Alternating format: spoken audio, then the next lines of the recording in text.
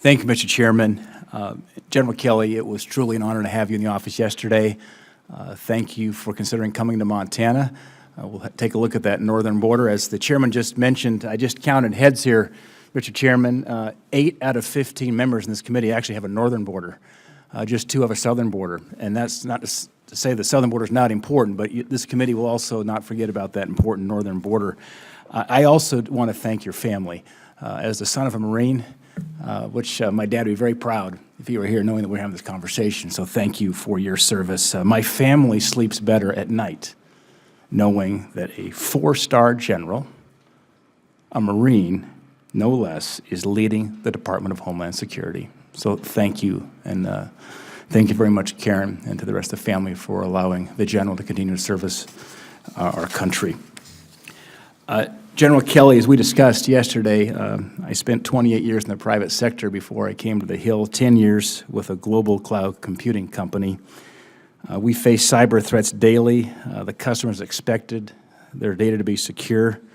We delivered. Our data was never compromised. And then I came to the federal government, became an employee of the federal government, elected to the Congress in 2012. And lo and behold, you got the same letter that I got in terms of our information being compromised as federal employees because of a cyber breach. The internet is a great tool for creativity, for communication, for commerce, but it's also become a tool for bad actors engaging fraud, identity theft, piracy, terrorist propaganda, espionage. As Secretary, how will you counter these cyber threats to protect our nation and our families? Well, obviously, Senator, if confirmed, I mean, I'll get deep into it. In my job as a military person, I understand cyber out there and know what our capabilities are, U.S. capabilities out there. I also know that, 3, 4, 5 years ago, we talked about the United States would not have a peer competitor in cyber for 20 years or 25 years. Now we know that we have some pretty darn close to peer competitors. I was watching something that Secretary Ash Carter started when he first took over at the Defense Department. He started to reach out to the commercial world, Silicon Valley, that kind of thing, to engage them, as opposed to perhaps, or at least to get a report card on how we're doing within the federal government to develop. But there's unbelievable, obviously, talent out there in the civilian sector, and I think at this point in time, everyone realizes that it's in everyone's interest, whether it's personal security or corporate security, certainly U.S. security. Everyone realizes, I think, that that working together makes an awful lot of sense. There are clearly privacy issues and those kind of things that can be, the law that could be, would always have to be followed.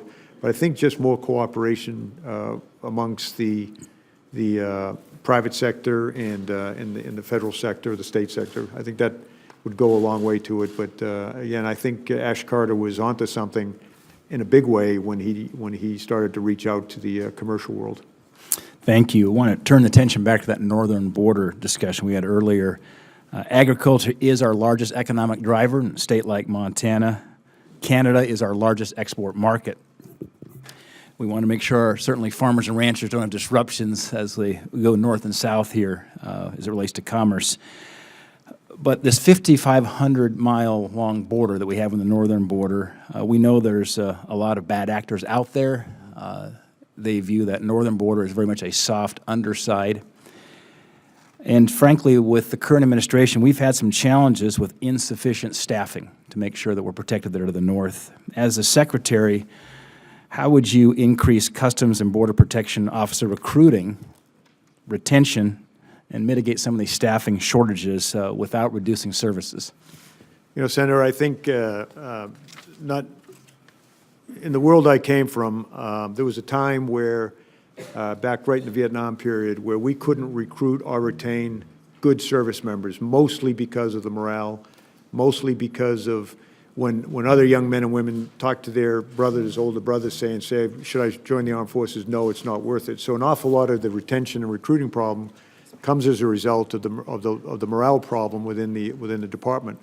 I was just talking to a couple of gentlemen a little earlier who said that they've been lifelong members of the federal law enforcement world, but would not recommend their sons or daughters join up. I have a very good friend, well, I'll end it there and just say morale, the best recruiters in any organization are the people that are already in the organization. If they value or have a sense that people value what they do, that there's a future, that there's upward mobility, that you get a fair shake no matter who you are in terms of advancement and all, that turns recruitment and retention around. But what I hear mostly is we're not appreciated and we're not allowed to do our job. So we'll take a long, hard look at that right away.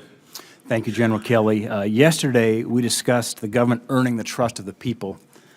DHS's Citizenship and Immigration Services, they play a critical role in vetting refugees. This has become a topic of conversation across our country as well as in Montana, long before they reach U.S. soil, interviews, background checks, collecting biometric data abroad and so forth.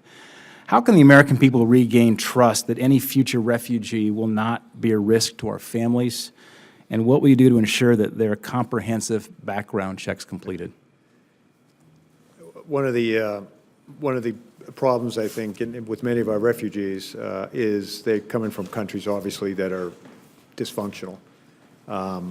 And I think many American citizens feel that if you're taking in people from a country that simply has no law enforcement bureaucracy, they clearly don't have things like the FBI and Homeland Security, how can you guarantee? There is no guarantee.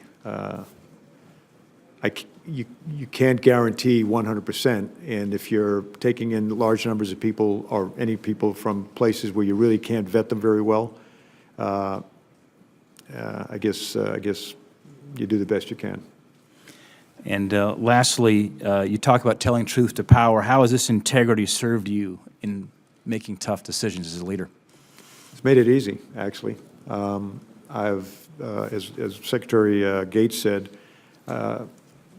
it's a moral responsibility. It's what you do. And if you don't, I have found if you don't, organizations like the United States Senate and House figure very quickly that what they're getting from a witness is not straight. And it certainly kind of marginalizes you. So I think truth to power is the way to go. Thank you, General Kelly.